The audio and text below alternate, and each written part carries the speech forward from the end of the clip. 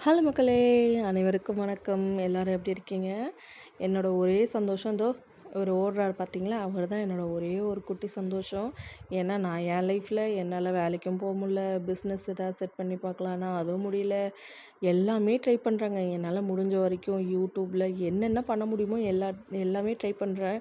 முடிஞ்ச அளவு முன்னேறிடணும்னு ட்ரை பண்ணிகிட்டு இருக்கேன். ஆனால் முடியுமான்னு தெரில. சரி ட்ரை பண்ணுவோம். ஏன்னா, இந்த பாருங்களேன், இந்த வானம், பூமி எல்லாமே ஒரே மாரி தான் இருக்குது. இதில ஒரு வித்தியாசம் கிடையாது. எனக்கு ஒரு வானம், உனக்கு ஒரு வானம் அப்படி எதுவுமே கிடையாது.